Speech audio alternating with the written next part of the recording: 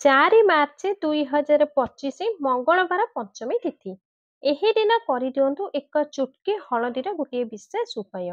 ଆପଣଙ୍କର ପ୍ରତ୍ୟେକ ମନସ୍କାମନା ପୁରା ହୋଇଯିବ। ସବୁ ଦୋଷରୁ ଆପଣଙ୍କୁ ମୁକ୍ତି ମିଳିଯିବ।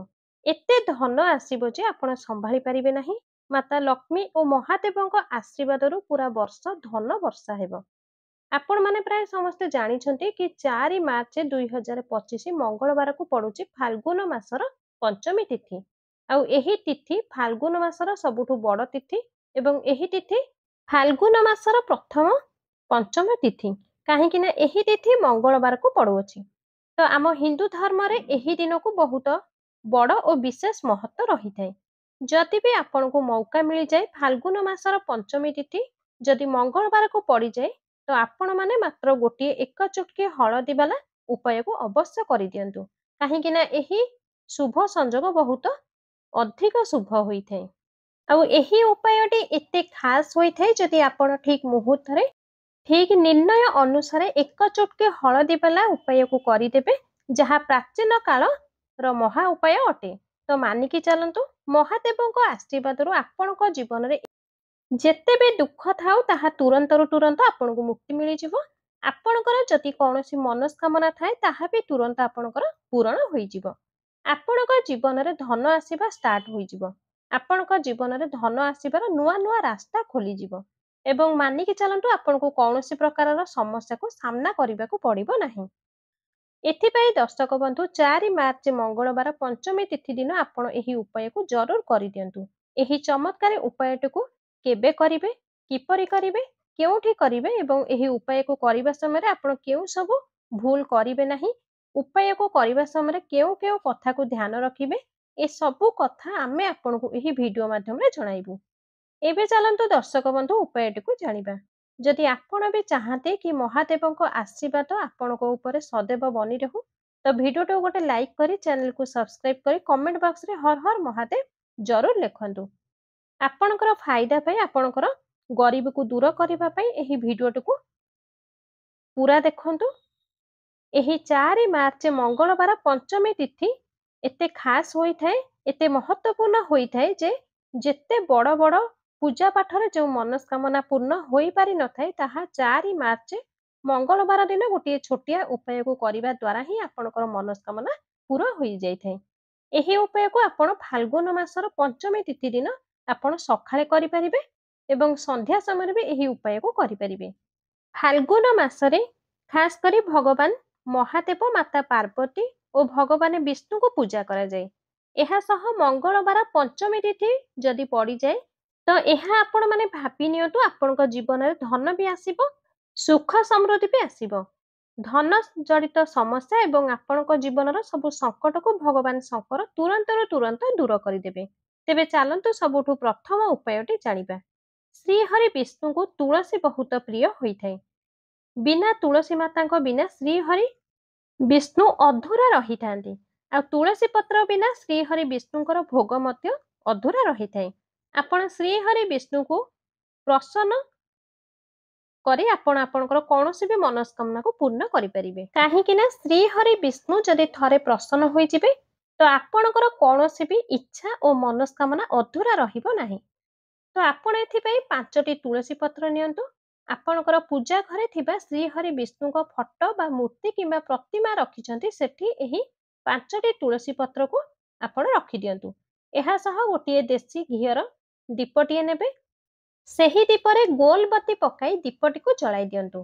ଓମ୍ ନମୋ ଭଗବତେ ବାସୁଦେବାୟ ନମଃ। ଏହି ମନ୍ତ୍ରକୁ ଆପଣ 11ରୁ 12 ଥର ଜପ କରିବେ। ଏହାପରେ ଶ୍ରୀହରି ବିଷ୍ଣୁଙ୍କୁ ଆପଣଙ୍କର ଯାହା ବି ମନସ୍କାମନା, ଯାହା ବି ଇଚ୍ଛା କହିଦିଅନ୍ତୁ। ତାପରେ ଆପଣ ନିଜେ ଦେଖିବେ ଆପଣଙ୍କର ସହ କିପରି ଚମତ୍କାର ଘଟିବ। ଯାହାକି ଆପଣଙ୍କର ମନସ୍କାମନା ଅଛି, ଯାହା ବି ଆପଣଙ୍କ ଜୀବନରେ ଆପଣ ଚାହାନ୍ତି, ଯଦି ନିର୍ଧନତା ବହୁତ ଅଛି, ଆପଣ ଧନବାନ ହେବାକୁ ଚାହୁଁଛନ୍ତି, ଆପଣଙ୍କ ଘରୁ ଗରିବକୁ ଦୂର କରିବା ପାଇଁ ଚାହୁଁଛନ୍ତି କିମ୍ବା ଆପଣଙ୍କର ଧନ ଟଙ୍କା ପଇସା ବନୁ ନାହିଁ କିମ୍ବା ଆପଣଙ୍କ ଘରେ ଅଯଥା ଖର୍ଚ୍ଚ ବହୁତ ହେଉଛି, ଆପଣଙ୍କର ଟଙ୍କା ପଇସା ରହୁନାହିଁ, ଆପଣଙ୍କ ଘରେ ଏମିତି ସଦସ୍ୟ ଅଛନ୍ତି ଯାହାଙ୍କର ସ୍ୱାସ୍ଥ୍ୟ ବହୁତ ଖରାପ ହେଉଛି କିମ୍ବା ଆପଣଙ୍କର କନ୍ୟା ବା ପୁତ୍ରଙ୍କର ବିବାହ ହେଇପାରୁନାହିଁ, तो जहाँ भी आपणकर इच्छा उइश अच्छी आपण श्रीहरि विष्णु को मने मने कहि दियंतु।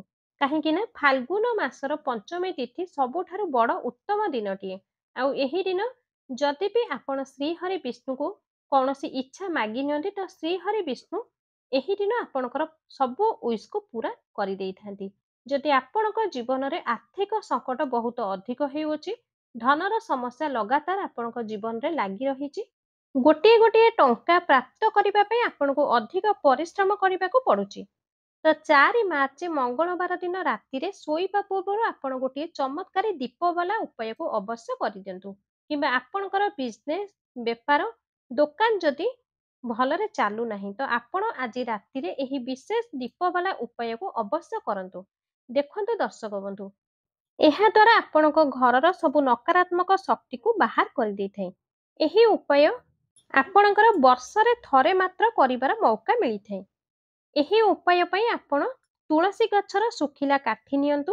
ଏହାପରେ ଗୋଟିଏ ମାଟିର ଦୀପଟିଏ ନିଅନ୍ତୁ। ଯଦି ମାଟିର ଦୀପ ନାହିଁ ତେବେ ଆପଣ ଅଟାରେ ଦୀପ ତିଆରି କରିପାରିବେ। ଆଉ ଅଟାର ଦୀପ ସବୁଠାରୁ ସର୍ବୋତ୍ତମ ଦୀପ ମନାଯାଏ। ସେହି ଦୀପରେ ଆପଣ ଯେଉଁ ତୁଳସୀ ଗଛର ଶୁଖିଲା କାଠି ନେଇଥିବେ ସେହି କାଠିକୁ ରଖିଦିଅନ୍ତୁ। ସେହି ତୁଳସୀ କାଠିରେ ଚାରିପଟେ ସିନ୍ଦୁର ଲଗାଇ ଦିଅନ୍ତୁ। ଯଦି ତୁଳସୀ ଗଛରେ ଶୁଖିଲା କାଠିର କିଛି ଉପାୟ କରିବେ ତ ବହୁତ ଜଲ୍ଦି ତୁଳସୀ କାଠି ଜଳି ଯାଇଥାଏ। ଏଥିପାଇଁ ଆପଣ ଅଳ୍ପ ସିନ୍ଦୁର ନେବେ, ସେହି ତୁଳସୀ କାଠିର ଚାରିପଟେ ଭଲସେ ଲଗାଇଦେବେ। ତାପରେ ସେହି ଶୁଖିଲା କାଠିକୁ ଘିଅରେ ଭଲସେ ବୁଡ଼ାଇ ଦେବେ।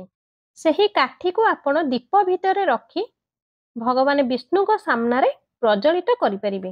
ଭଗବାନ ରାମଙ୍କ ସାମ୍ନାରେ ବି ଦୀପ ପ୍ରଜ୍ୱଳିତ କରିପାରିବେ କିମ୍ବା ଭଗବାନ କୃଷ୍ଣଙ୍କ ସାମ୍ନାରେ ଦୀପକୁ ପ୍ରଜ୍ୱଳିତ କରିପାରିବେ।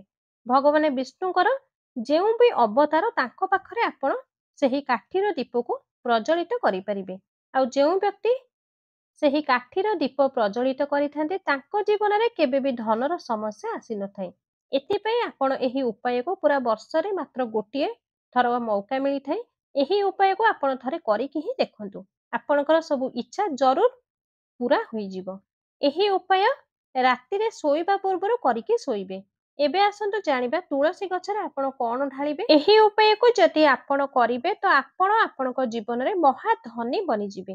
ଏତେ ଧନ ଆପଣଙ୍କୁ ମିଳିବ କି ଆପଣ କେବେ ଧନର କମି ଆସିବ ନାହିଁ। ଆପଣଙ୍କର ଧନ ବର୍ବାଦ ହେବ ନାହିଁ। ଆପଣଙ୍କର ପଇସା କେବେ ବି ବର୍ବାଦ ହେବ ନାହିଁ। ଆପଣଙ୍କ ଜୀବନରେ ଧନ ପଇସା ତ ଆସୁଛି କିନ୍ତୁ ସେଇ ପଇସା ରହୁନାହିଁ କି ବଢୁନାହିଁ। ତ ଏହି ଉପାୟକୁ ପଞ୍ଚମୀ ତିଥି ଦିନ ଜରୁର କରନ୍ତୁ। ଶ୍ରୀହରି ବିଷ୍ଣୁଙ୍କୁ ପୂଜା ଓ ଭୋଗ ମାତା ତୁଳସୀଙ୍କ ବିନା ଅଧୁରା ରହିଥାଏ। ତୁଳସୀ ମାତା ଶ୍ରୀହରି ବିଷ୍ଣୁଙ୍କ ବିନା ମଧ୍ୟ ଅଧୁରା ରହିଥାନ୍ତି। ତ ଦେଖନ୍ତୁ, ଯେବେ ଆପଣ ତୁଳସୀରେ କୌଣସି ଉପାୟ କରିବେ ତ ସିଧା ସିଧା ଆପଣ ଶ୍ରୀହରି ବିଷ୍ଣୁଙ୍କୁ ପ୍ରସନ୍ନ କରିଦେଇ ପାରିବେ। କେଉଁ ବ୍ୟକ୍ତିକୁ କେତେ ଧନ ଦିଆଯିବ ତାହା ଶ୍ରୀହରି ବିଷ୍ଣୁଙ୍କ ହାତରେ ହିଁ ରହିଥାଏ। ଆଉ ଧନ ଦେବାର କାର୍ଯ୍ୟ ମାତା ଲକ୍ଷ୍ମୀ ହିଁ କରିଥାନ୍ତି। ଆଉ ମାତା ତୁଳସୀ ହିଁ ମାତା ଲକ୍ଷ୍ମୀଙ୍କର ଏକ ରୂପ ଅଟନ୍ତି। ମାତା ତୁଳସୀ ହିଁ ମାତା ଲକ୍ଷ୍ମୀଙ୍କର ସ୍ୱରୂପ ଅଟନ୍ତି। ତ ଆପଣଙ୍କୁ କଣ କରିବାକୁ ପଡିବ ନା ଆପଣ ପେଶା ହୋଇଥିବା ଏକ ଚୁଟକି ହଳଦୀ ନେବେ। ଆଉ ଏହି ହଳଦୀ ଶ୍ରୀହରିଙ୍କ ସହ ଜଡ଼ିତ, ଆପଣଙ୍କର ଗୁରୁ ଗ୍ରହ ସହିତ ବି ଜଡ଼ିତ। ଆପଣଙ୍କ କୁଣ୍ଡଳୀରେ ଗୁରୁ ଗ୍ରହକୁ ମଜବୁତ କରିବା ପାଇଁ, ସୁଖ ଓ ସୌଭାଗ୍ୟକୁ ପ୍ରାପ୍ତ କରିବା ପାଇଁ କାମ କରିଥାଏ। ଧନ ବଢାଇବାର କାମ ମଧ୍ୟ କରିଥାଏ ଏହି ହଳଦୀ। ତ ଆପଣ ଏକ ଚୁଟକି ପେଶା ହଳଦୀ ନିଅନ୍ତୁ। ଏହି ହଳଦୀକୁ ଆପଣଙ୍କର ଅଗଣାରେ ଲାଗିଥିବା ଚଉରାରେ ତୁଳସୀ ଗଛ ମୂଳରେ ଢାଳିବାକୁ ପଡିବ ଏବଂ ଓମ୍ ନମୋ ଭଗବତେ ବାସୁଦେବାୟ ନମଃ ଏହି ମନ୍ତ୍ରକୁ ଆପଣ 11 ରୁ 12 ଥର ଜପ କରିବେ ଓ ଧୀରେ ଧୀରେ ଏହି ପେଶା ହଳଦୀକୁ ଅଳ୍ପ ପାଣି ମିଶାଇ ଆପଣଙ୍କ ଚଉରାରେ ତୁଳସୀ ଗଛ ମୂଳରେ ଧୀରେ ଧୀରେ ଛିଞ୍ଚିବେ। ତ ଯେଉଁ ବ୍ୟକ୍ତି ଏହି ଉପାୟକୁ ପଞ୍ଚମୀ ତିଥି ଦିନ କରିଥାନ୍ତି ତ ଆପଣଙ୍କ ଜୀବନରେ ବି ଆଗକୁ ଆସୁଥିବା ଯେଉଁ ପିଢି ନିର୍ଧନତା ଆଉ ଗରିବୀକୁ ଦୂର କରିଦେଇଥାଏ। କାହିଁକି ନା ହଳଦୀ କୌଣସି ସାଧାରଣ ନୁହେଁ। ହଳଦୀ ଏତେ ଉତ୍ତମ ହୋଇଥାଏ କି ରାତାରାତି ଆପଣଙ୍କ ଜୀବନରେ ଚମତ୍କାର କରିଥାଏ। ଆପଣ ଦେଖିଥିବେ କି ଯେକୌଣସି ଶୁଭ କାର୍ଯ୍ୟ ହୋଇଥାଏ ଆଗ ଆମେ ହଳଦୀକୁ ନେଇଥାଉ। ଏହି ହଳଦୀ ଆପଣଙ୍କର ଗୁରୁ ଗ୍ରହକୁ ମଜବୁତ କରିଥାଏ। ତ ଏହା ଅତ୍ୟନ୍ତ ଉତ୍ତମ ଉପାୟଟିଏ। ଆଉ ତୁଳସୀ ମୂଳରେ ଏହି ଏକ ଚୁଟକି ହଳଦୀ ପକାଇ ଦିଅନ୍ତୁ। ଏହା ଅତ୍ୟନ୍ତ ଉତ୍ତମ ଉପାୟଟିଏ। ଏହି ଉପାୟକୁ ଆପଣ ନିହାତି 4 ମାର୍ଚ୍ଚ ଫାଲ୍ଗୁନ ମାସର ପଞ୍ଚମୀ ତିଥି ଦିନ ଜରୁର କରନ୍ତୁ। ଏହି ପଞ୍ଚମୀ ତିଥି ଦିନଟି ଏ ବର୍ଷର ସବୁଠାରୁ ବଡ଼ ଦିନ ଅଟେ।